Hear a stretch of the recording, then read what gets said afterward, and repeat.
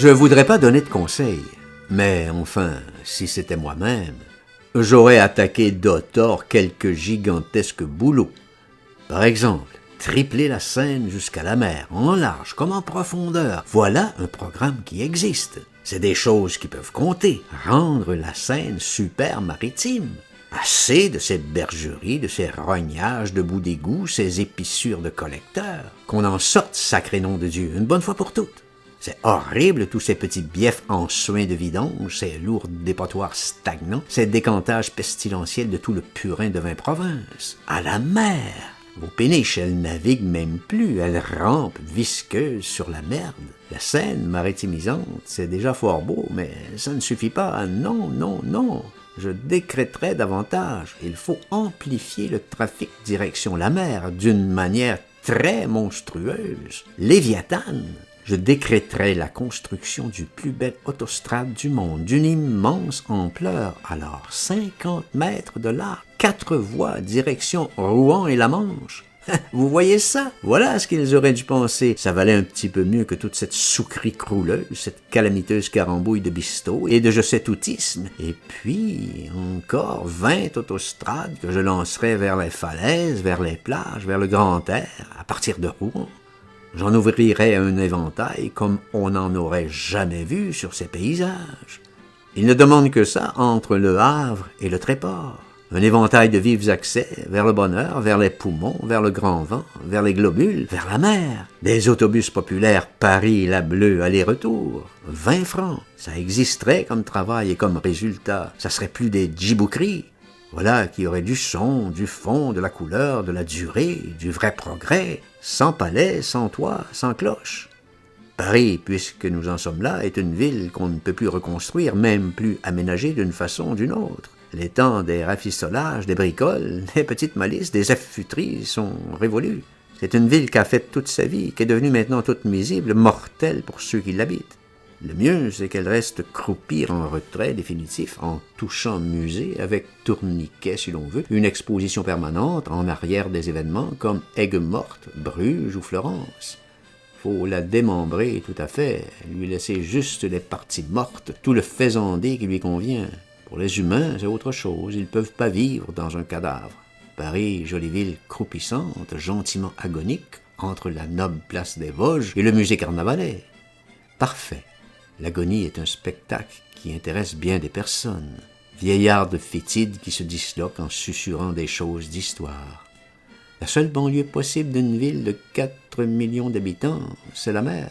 La mer seule, assez puissante, assez généreuse, pour assainir quotidiennement ce terrible infernal ramassis, cet effrayant conglomérat de pourriture organique, inhalante, expirante, chiatique, fermenteuse, fébricillante, virulogène. La ville la plus malsaine du monde, la plus emboîtée, la plus encastrée, infestée, confinée, irrémédiable.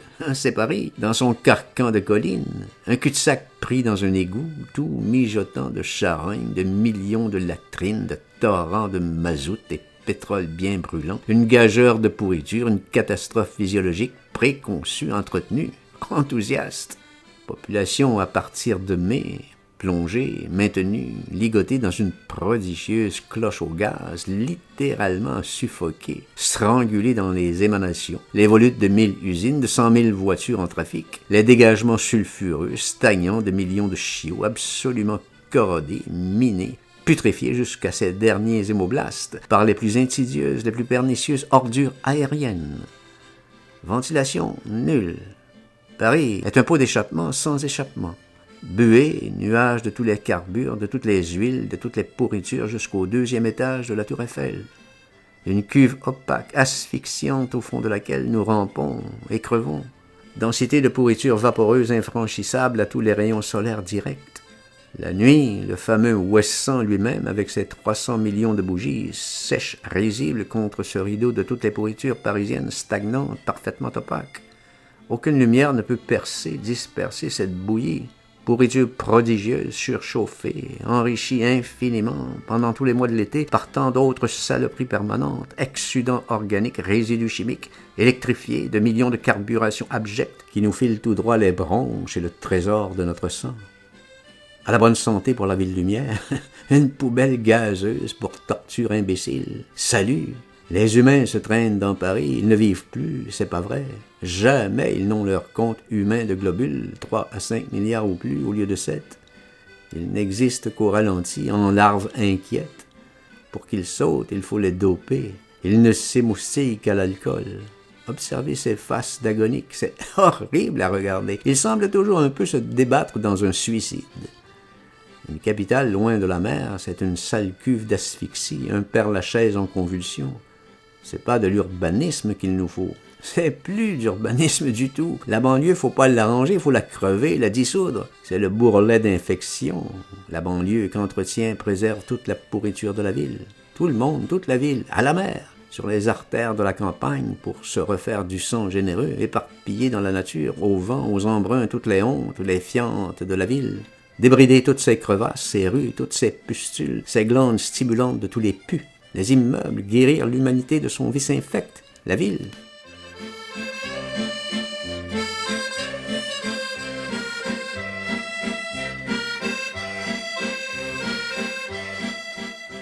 Quant à nos grandes industries, ces immenses empoisonneuses, toujours en train de gémir après la Seine et les transports, on pourrait bien les contenter, les combler dans leurs désirs, les répartir immédiatement sur tous les trajets d'autostrade, sur tout l'immense parcours rural. C'est pas la place qui leur manquerait par catégorie. Elles auraient des 1000 kilomètres de grands espaces et de verdure pour dégager leurs infections. Ça dissout bien les poisons des 1000 kilomètres d'atmosphère. Le verre, ça prend bien le carbone. Extirper les masses asphyxiantes de leur réduit, de leur asphalte, les damner de la gueule vinaceuses, les arracher du bistrot, les remettre un peu dans les prairies avec leurs écoles et leurs vaches pour qu'ils réfléchissent un peu mieux, voir s'ils seraient un peu moins cons, les femmes un peu moins hystériques, une fois moins empoisonnées. Les distances plus ou moins grandes pour les boulots ou l'école, c'est pas une question. Les transports, il faut qu'ils servent. Plus c'est distant, mieux ça vaut. Transport, c'est fait pour transporter. Paris, souqué dans sa ceinture, tient encore du genre Lutèce, le genre de l'empereur Julien. Il utilisait des chevaux pour le transporter, cet homme, qui était harnaché comme des klebs, avec un collier de même, qui les étranglait au trot.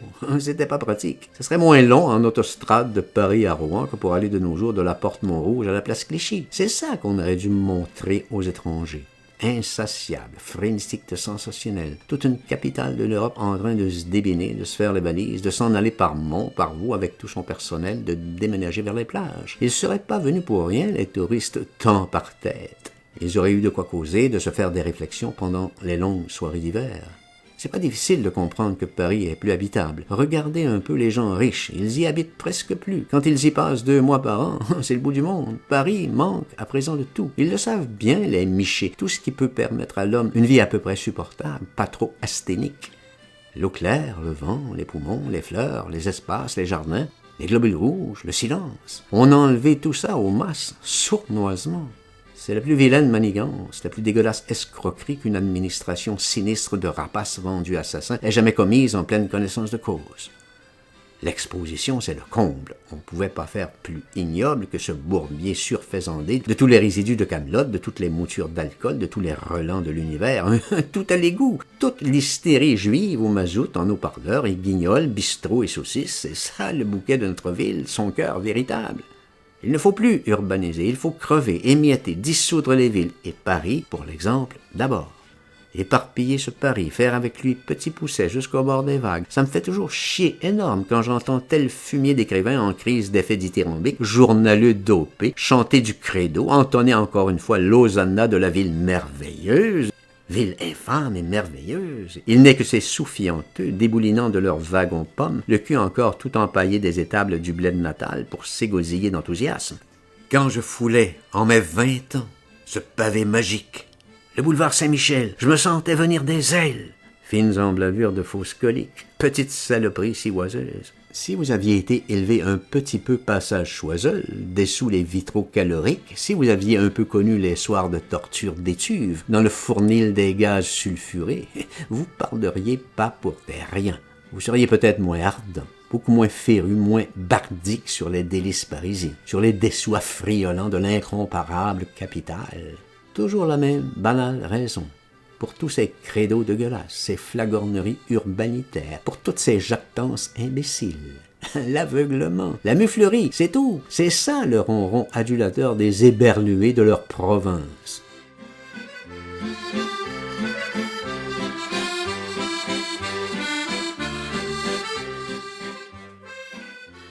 Ce n'est pas extrêmement grave que ces petits croquants déconnent, ils n'ont pas grande voix au chapitre. Mais où l'erreur est déplorable, c'est quand les grands juifs se fourvoient. C'est eux qui devraient penser à démantibuler Paris, à nous amener tous au bon air, au grand bruit des flots. C'est ça leur terrible omission, accablante. Social, social! C'est vite dit, mais social d'abord, avant tout, c'est une question d'air et de globules. Il faut entretenir le cheptel, qu'il n'arrive pas mou à la guerre. Les Juifs aiment pas beaucoup la Manche, c'est entendu. Le climat leur convient pas, leur genre, c'est la Côte d'Azur, les Sénégalais, c'est pareil, jamais plus haut que le Vaucluse, mais il faut bien qu'ils se contentent, Paris c'est une capitale. On peut pas l'amener au diable.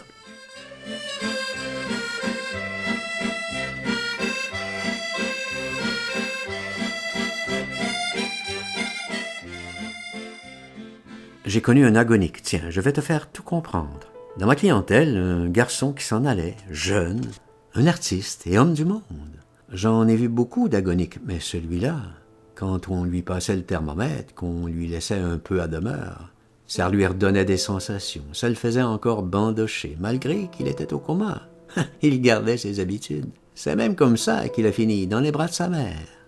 C'est pour te dire, ma chère langouste, que dans les choses du sentiment, la raison n'a jamais de place. Ça n'a jamais ni fin ni cesse. C'est une chose de vie dans la mort. Tu me saisis?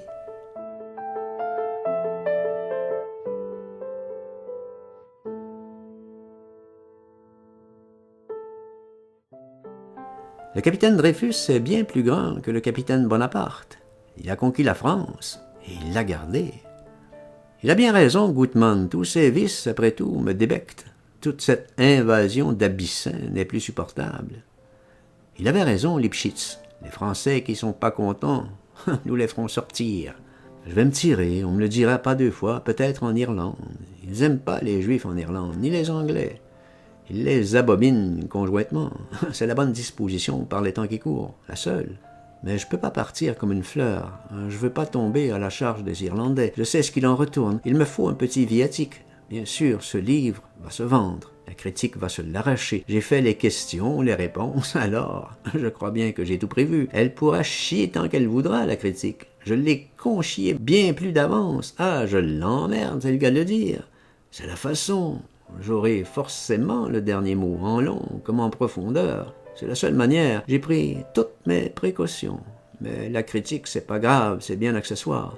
Ce qui compte, c'est le lecteur. C'est lui qu'il faut considérer, séduire.